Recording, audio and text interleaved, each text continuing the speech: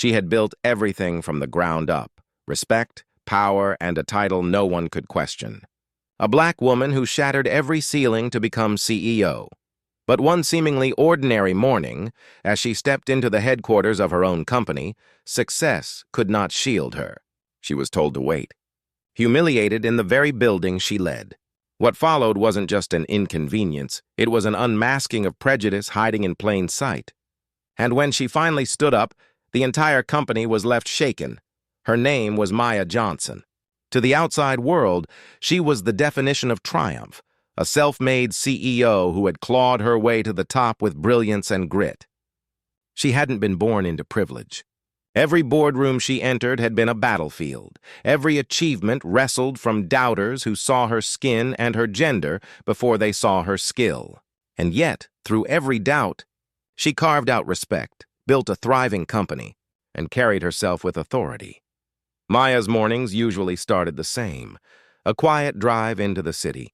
Her thoughts already running ahead to strategy meetings, negotiations, deadlines. Calm, collected, commanding. To her employees, she was a leader. To her investors, she was the anchor. But beneath the polished routine, the cracks of prejudice never disappeared. Patronizing smiles, backhanded comments, assumptions about who she was. Small cuts, easy to overlook until one day they weren't.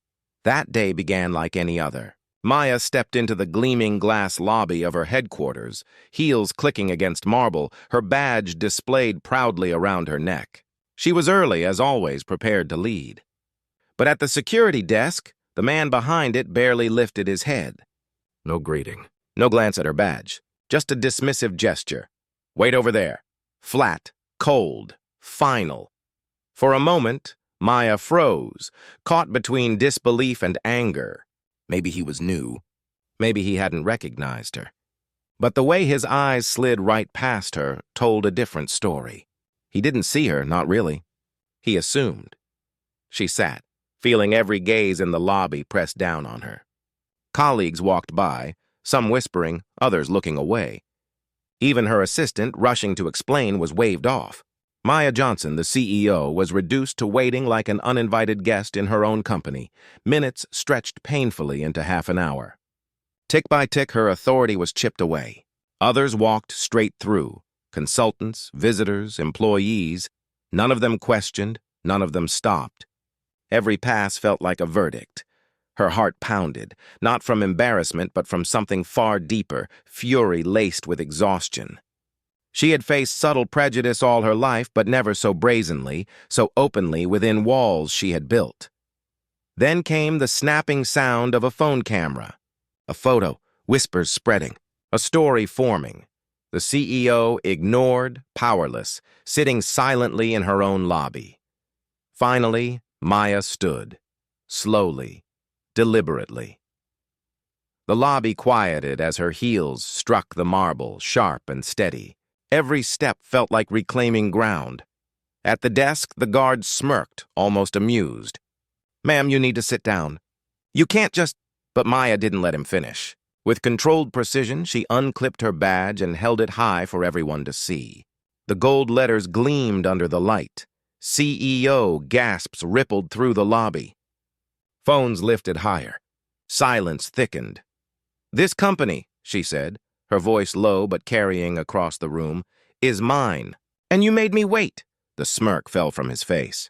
But it was too late. Everyone had seen it. The dismissal, the humiliation, the prejudice laid bare in front of witnesses. Her silence was gone. Humiliation had ignited fire. She wasn't just confronting him.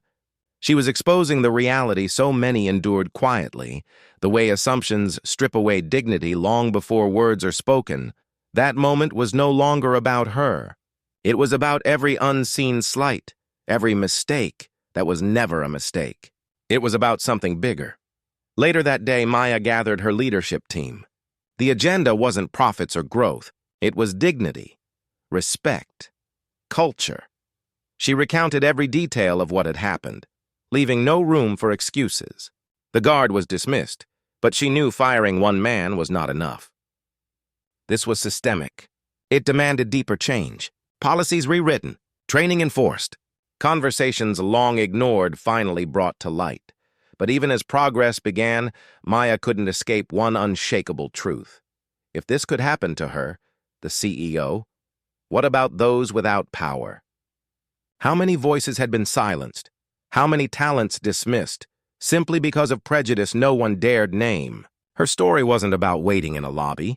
It was about the doors closed before people even reached them, the worth stripped by quiet assumptions, the moments that build into barriers.